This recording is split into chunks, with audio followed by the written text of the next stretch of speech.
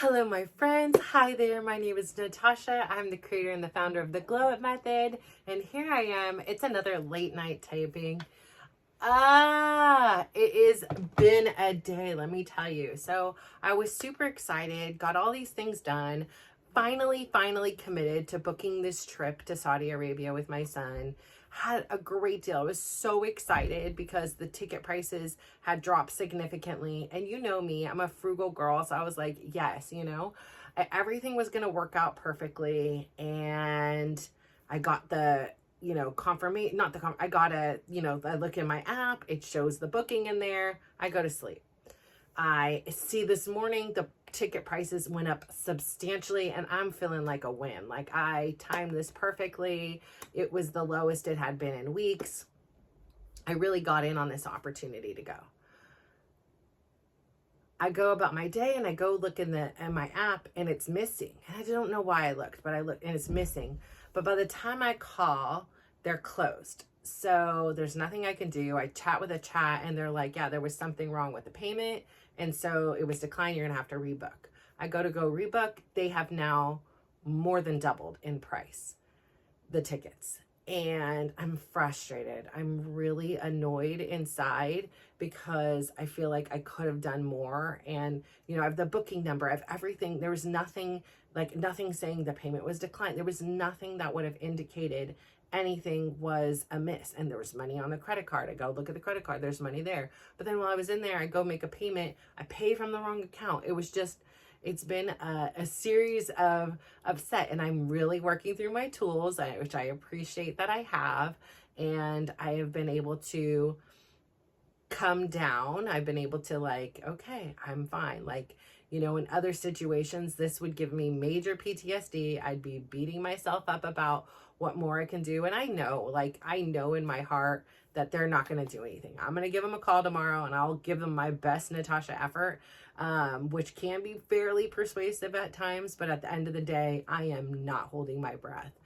And so I'm just like, okay, well, everything happens for a reason. Perhaps this is for the best and I just can't see it right now. I'm so frustrated. Like I feel sweaty and nauseous in my stomach about it. But again, it's out of my control. Let go and let God, and just, it is what it is. I will tackle it later and see what can possibly happen. I am just so upset right now, but I have that. And then I also had, reached out to my therapist today because I was like, I'm just struggling with some stuff. And I know I just had a session, so I felt guilty for saying, and this wasn't about the plane. I found that out later on this night. But I just feel this guilt. I feel this sorrow. I feel this sympathy and empathy for Chris, and and I want to feel for him. I'm a good person. Even if I was a bad person, I'm a person who I shared a big part of my life with. I care about him as a person. And, I hate seeing him suffer, and I hate seeing anybody suffer.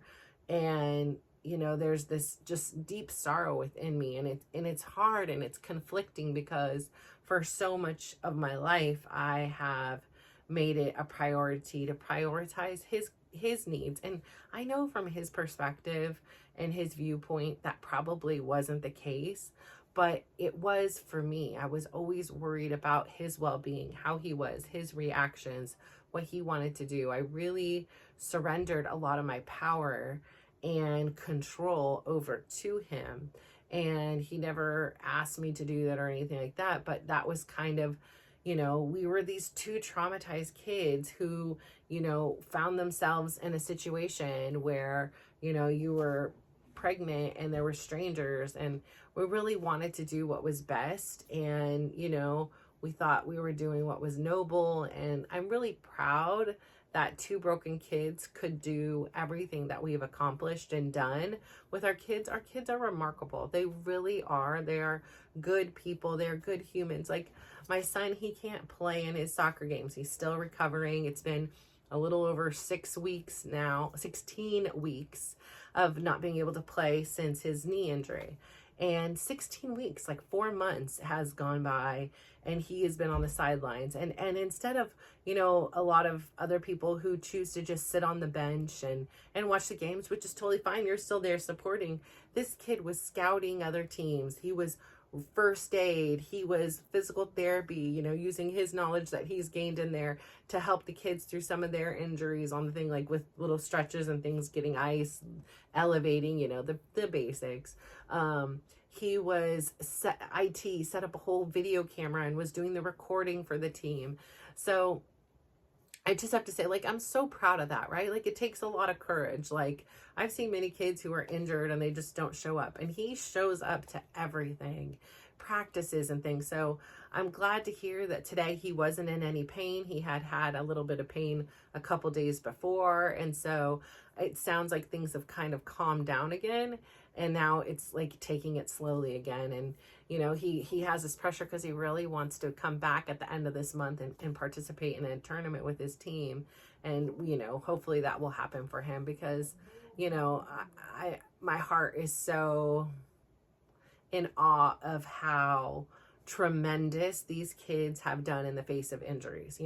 How, again, we were talking the other day about a redirection, right? You have an injury, you have this setback, and it's hard in that moment. Like, first off, you're dealing with physical pain, you're emotionally in pain, you have so many things that you're contending with.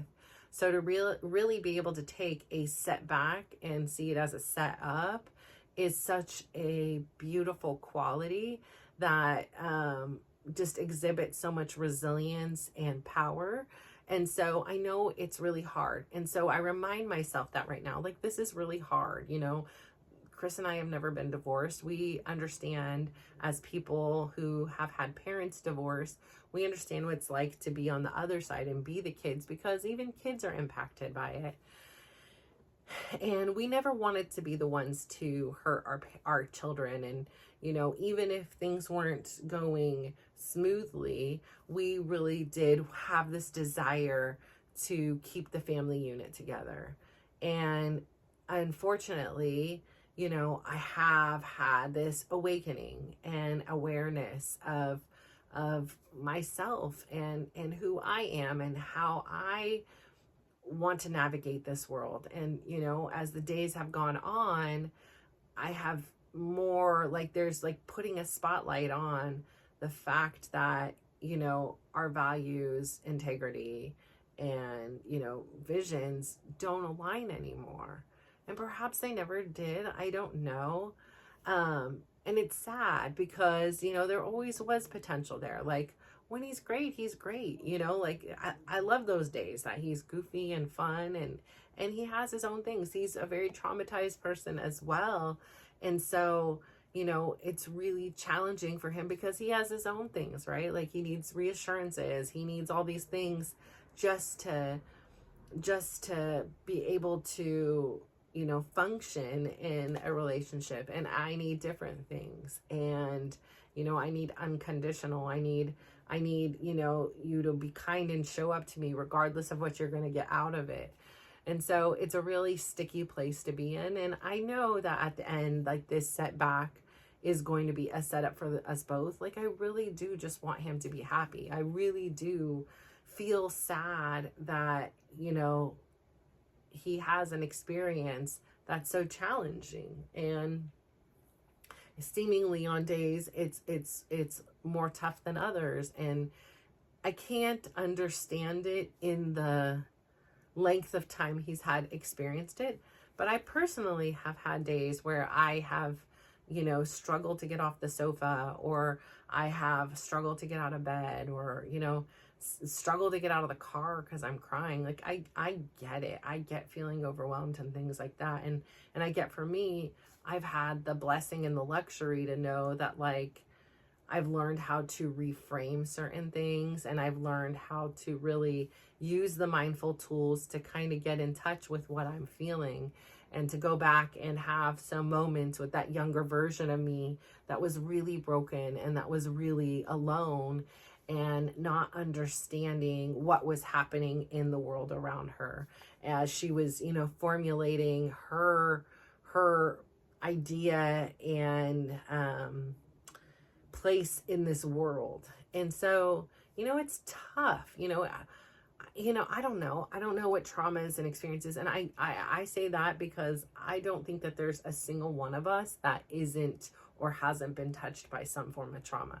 Some traumas are bigger than others, but it doesn't negate that it is still a trauma, right? Like it's shocking. Your body is unaware of how to necessarily process the things. And even if it is aware, it's just, on survival mode. And so, I really am struggling with the sadness in my heart for him. Like, I feel guilty that I feel happy and relieved, and on the same turn that my happiness and relief causes him the opposite. It causes him sadness and anxiety and stress and worry. And I know at the end of the day, we'll all be okay.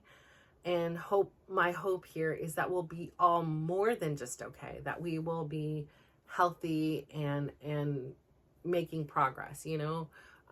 We had an exchange and I got him in a new way today. Again, I just didn't understand his philosophy on a couple of things, and he was kind enough to share it. Now, do I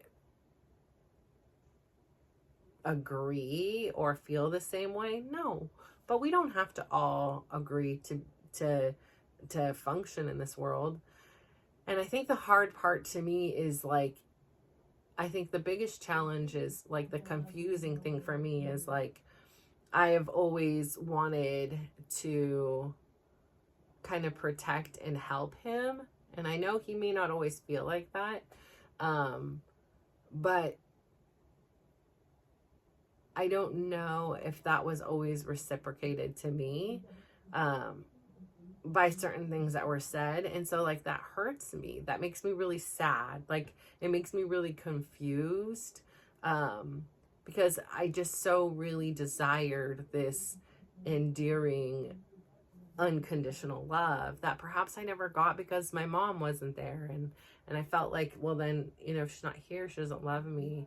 When at the time, probably her leaving was the most purest form of love, right? If she realizes I'm incapable of being a healthy parent, I'm going to remove myself, then perhaps that was the kindest gift she could have gave my brother and I. But at that time, we just have this perspective and this opinion that we are unloved and we are unworthy of love, and our mom isn't here, and our dad's a teenager and he's a big kid and he's also having to do with some really big responsibilities. And it's tough, right? Like it is so tough sometimes to have these life experiences. And then you turn again and you say, from all of this turmoil, from all of these tragedies that Chris and I experienced, that some miracle way we could come together and create, like I said,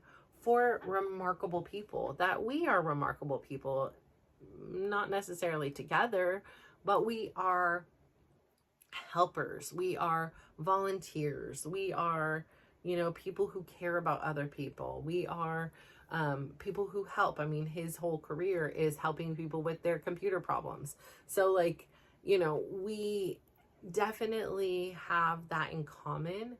And of course, we love our kids. And again, I'm proud of him for all his personal growth. I just feel like it's like one of those charts that like, we're both growing, but like, we're just, because I'm ahead of the game, we're just not there yet. And then it seems like one of those things, like in the hospital, they teach you, it's like 2 steps forward, 1 step back.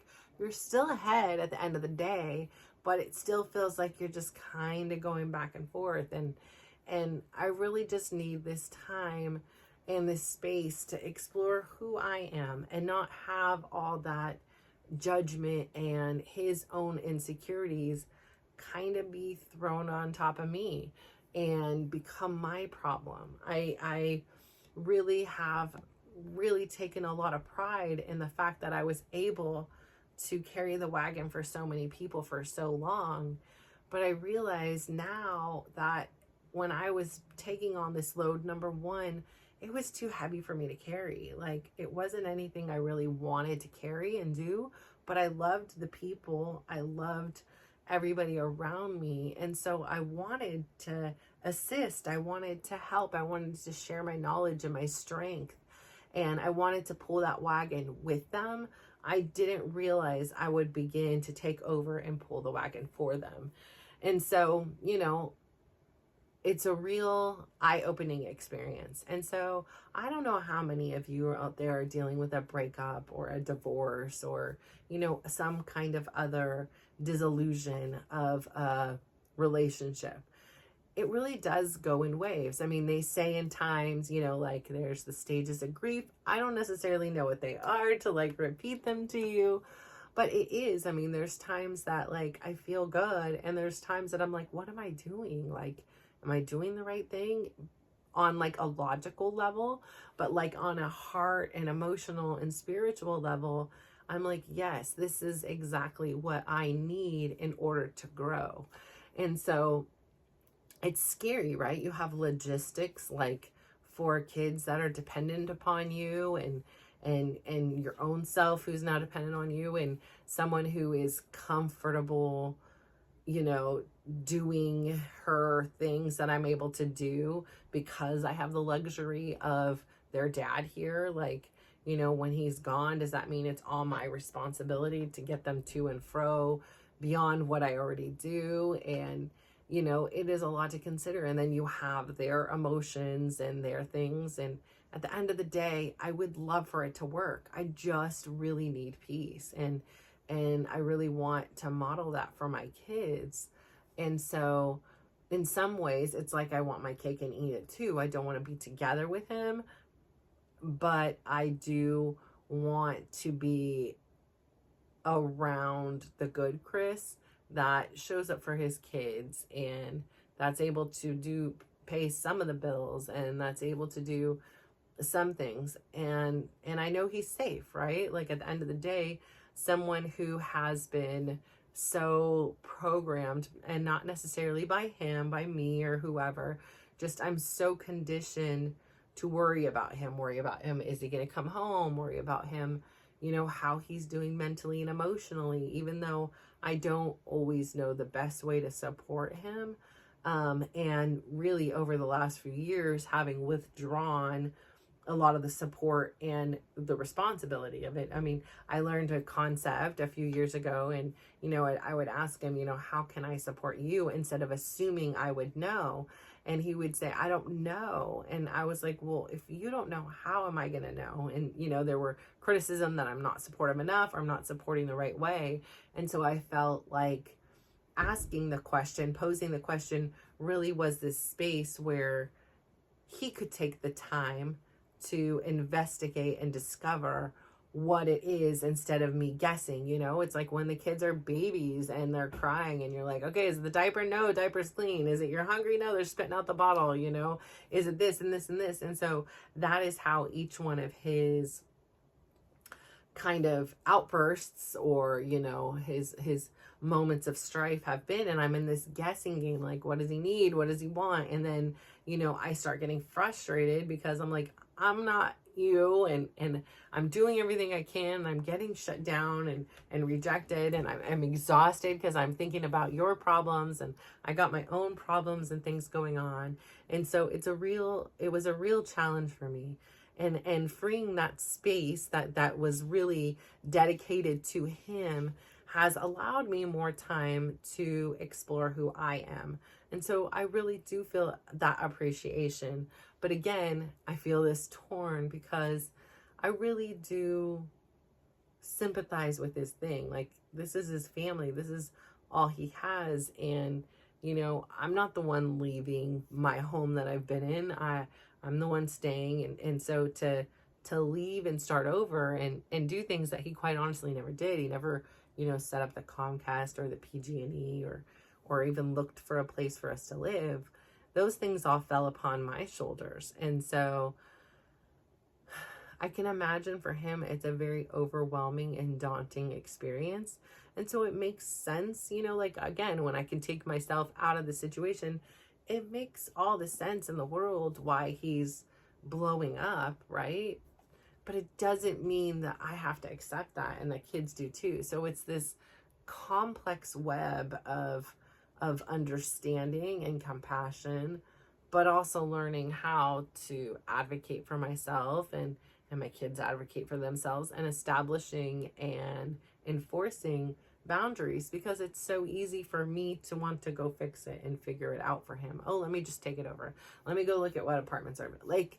It's very easy because that's where I operated from for so long, that even still, when my kids have something come up, like, this whole week has been dedicated, much like it was before Sweden, into like, do we go, do we not, what do we wear, what, like all in the preparation of everything.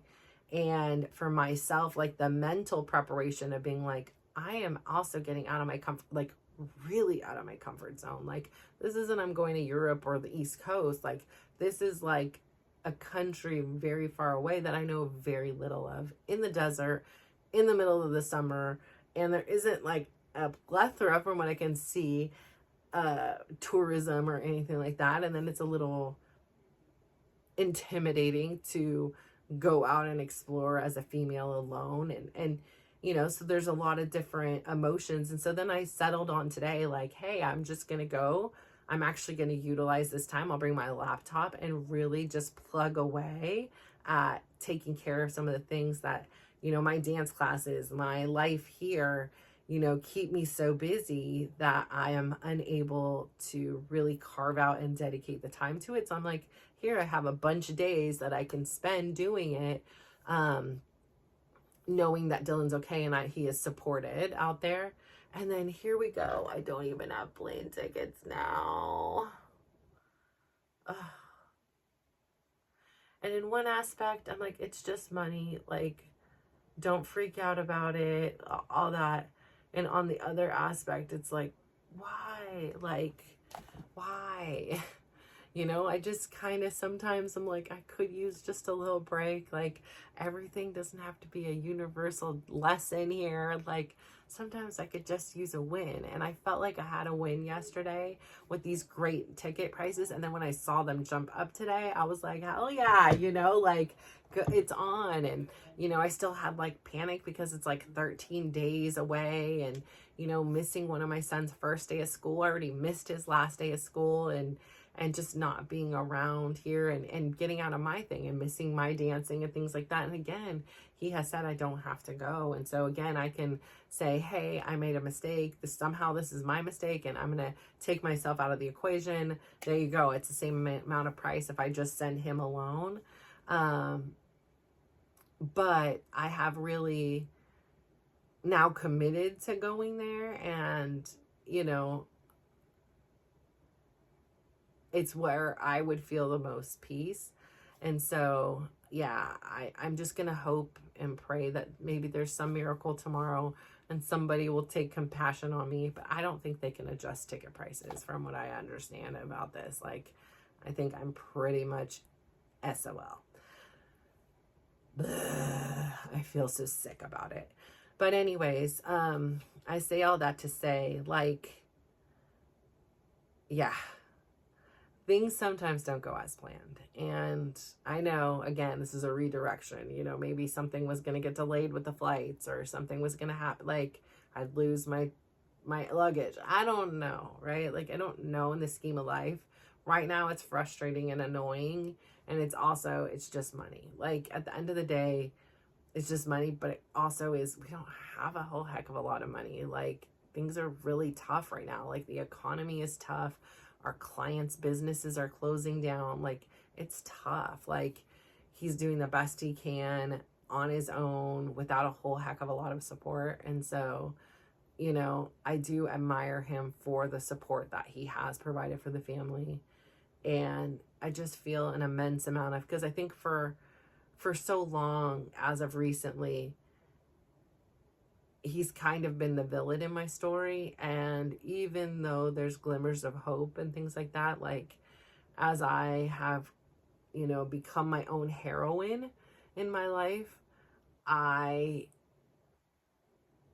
it's been easy for me to see where there were times that perhaps I could have been treated a little bit better or a little bit with more respect. And so I really want to protect myself. I really want to, you know, look at myself like that young girl that I see. I have a photo of swinging in the swings that was just innocent and fun. I want to protect her, and I want to make sure that she is thriving and having a good time and in peace. And, you know, his own tragedies and traumas sometimes prohibit that from happening. And, you know, I don't necessarily think it's his fault, but I also do believe it is his responsibility, you know, to do the work. Like, the work isn't easy. And he is. Like, sometimes he's reading books, sometimes he's doing, you know, his sessions, and he's just, again, doing the best he can with the tools he has. And I've obviously grown, and I'm able and capable of the time and the mental energy and the emotional IQ to incorporate these new things and craft this life I'm proud of. But that doesn't mean that that's the case for everyone. And, you know, seeing it happen to him is so humbling. You know, being able to explain it to your kids and them kind of get it and then eventually get it and execute it, that's a beautiful thing, you know? And so it seems so easy. Like, I can do it, my kids can do it, you can do it. But I also understand, like, when it's hard to get out of bed, it's hard to get out of bed. It's hard to do anything. You're already operating in such a deficit, which is why I say the self-care and the self-kindness and compassion is such a important part of the journey. Again, the old version of me would be just ripping into myself. Like, it's your fault. You should have saw that it was declined or somehow miraculously or done, you know, like there would have been some, like, nothing productive, but everything insulting of who I was to myself. And I, you know, like, you messed up. See, look, you can't handle this. Like, I would have beat myself up to no end. And I'm just going to try to be patient and calm and give a call in the morning and see where we can go from there and what our options are. But beyond that, that's all that's in my control. You know, everything else isn't. And so really learning that just like that situation, Chris is not in my control. He is his own person with his own agency. And I care. Like, I hope he knows at the end of the day, I do care for him and I do want him to be happy. I really do understand. I, for a long time, took on the job that I was never qualified for. I thought I could make him happy. And what I've learned in my own process is there's nobody that can make me happy. Therefore, I cannot make anyone else happy.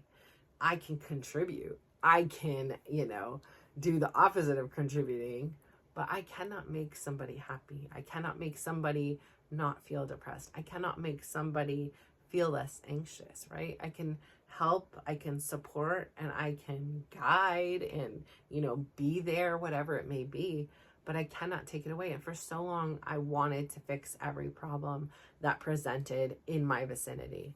And I'm really learning that, quite honestly, I'm not qualified for those positions. And even if I was, I don't want the job. Like, I am not applying for that job anymore. It takes a lot out of me. The toll is exhausting. You know, we're at the tail end of both of my kids, you know, knee journeys. And I appreciate that because, again, that's another 4 to 5 hours, 6 hours sometimes. That is, you know, between the driving, the getting there, that I get to reclaim and I get back. And I appreciate the time that I am with my kids, right? I could see their progress. I can see them grow. I can see the evolution of not being able to lift your leg to, you know, running hurdles. And so that's a beautiful thing, but also being able to take care of myself is also a very beautiful thing. So I say all that to say thank you so much for tuning in today. I'm so proud of you. If you could please do me one favor, go out there, give somebody a big smile, give them a compliment, and just watch how they glow up. So thank you. Bye.